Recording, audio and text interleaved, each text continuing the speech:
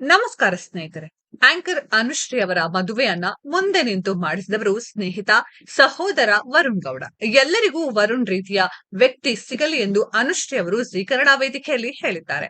ಈ ವೇಳೆ ವರುಣ್ ಅವರು ತುಂಬಾ ಎಮೋಷನಲ್ ಆದ್ರು. ಎಲ್ಲರ ಎದುರು ಅವರು ಮಗುವಂತೆ ಕಣ್ಣೀರು ಹಾಕಿದ್ದಾರೆ. ಇತ್ತೀಚೆಗೆ ನಿರೂಪಕಿ ಅನುಶ್ರೀ ಅವರು ವೈವಾಹಿಕ ಜೀವನಕ್ಕೆ ಕಾಲಿಟ್ಟರು. ರೋಷನ್ ಜೊತೆ ಅವರ ಮದುವೆ ನೆರವೇರಿತು. ಈ ಮದುವೆಯನ್ನ ಅಣ್ಣನ ಸ್ಥಾನದಲ್ಲಿ ನಿಂತು ಮಾಡಿಸಿದ್ದು ಪುನೀತ್ ರಾಜ್ಕುಮಾರ್ ಅಭಿಮಾನಿ ವರುಣ್ ಗೌಡ. ಈಗ ಜೀ ಕನ್ನಡ ವೇದಿಕೆಗೆ ಆಂಕರ್ ಅನುಶ್ರೀ ಅವರು ಬರಲಿದ್ದಾರೆ. ಈ ವೇಳೆ ಮದುವೆ ಬಗ್ಗೆ ಅವರು ಮಾತನಾಡಿದರು. ವರುಣ್ ಕೂಡ ವೇದಿಕೆಗೆ ಬಂದರು. ಮದುವೆ ಬಗ್ಗೆ ಏನಾದ್ರೂ ಮಾತನಾಡಿ ಎಂದರೆ ವರುಣ್ ಅವರಿಗೆ ಮಾತೇ ಬರಲಿಲ್ಲ. ಬರೀ ಕಣ್ಣೀರು ಸುರಿಸಿದರು. ಅದಕ್ಕೆ ಕಾರಣ ಆಗಿದ್ದು ಪುನೀತ್ ರಾಜ್ಕುಮಾರ್ ನೆನಪು. ಹೌದು, ಅನುಶ್ರೀ ಅವರು ಪುನೀತ್ ರಾಜ್ಕುಮಾರ್ ಅವರ ದೊಡ್ಡ ಅಭಿಮಾನಿ. ಅದೇ ರೀತಿ ವರುಣ್ ಕೂಡ ದೊಡ್ಡ ಫ್ಯಾನ್. ಅನುಶ್ರೀ ಅವರ ಮದುವೆಗೆ ಪುನೀತ್ ರಾಜ್ಕುಮಾರ್ ಬರಲಾಗಲಿಲ್ಲ ಎಂಬ ಕೊರಗು ಇಬ್ಬರಿಗೂ ಇದೆ.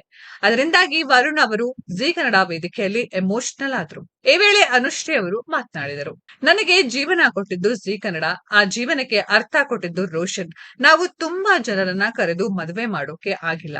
ಇದಕ್ಕಿಂತಲೂ ಸಿಂಪಲ್ ಆಗಿ ಮದುವೆ ಆಗ್ಬೇಕಿತ್ತು. ಅಲ್ಲಿ ಬಂದವರು ಯಾರು ಸೆಲೆಬ್ರಿಟಿಗಳಲ್ಲ. ಅಲ್ಲಿ ಬಂದವರು ನನ್ನ ಆತ್ಮೀಯರು.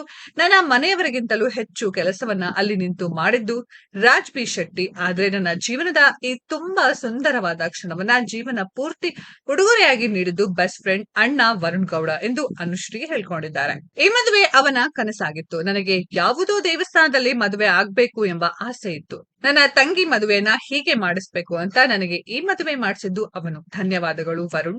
ಆ ಕ್ಷಣವನ್ನ ನಾವೆಲ್ಲರೂ ಅಪ್ಪು ಸರ್ನ ಮಿಸ್ ಮಾಡಿಕೊಂಡವು. ಅವರೇ ವರುಣ್ನ ಕಳಿಸಿ ನನಗೆ ಈ ಮದುವೆ ಮಾಡಿಸಿದ್ದಾರೆ ಅಂತ ನಾನು ಅನ್ಕೊಂಡಿದ್ದೇನೆ ಎಂದು ವರುಣ್ ಗೌಡ ಬಗ್ಗೆ ಮಾತನಾಡುತ್ತಾ ಅನುಶ್ರೀ ಅವರು ಕಣ್ಣೀರು ಹಾಕಲು ಆರಂಭಿಸಿದರು.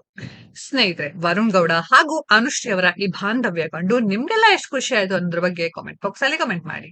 ಈ ವಿಡಿಯೋ ಇಷ್ಟ ಆಗಿದ್ರೆ ಲೈಕ್ ಮಾಡಿ, ಶೇರ್ ಮಾಡಿ, ಚಾನೆಲ್ ನ ಸಬ್ಸ್ಕ್ರೈಬ್ ಮಾಡಿ, ಪಕ್ಕದಲ್ಲಿ ಇರೋ ಬೆಲ್ ಐಕಾನ್ ನ ಹಿಟ್ ಮಾಡಿ. ಮುಂದಿನ ವಿಡಿಯೋದಲ್ಲಿ ಭೇಟಿಯಾಗೋಣ. ಧನ್ಯವಾದಗಳು.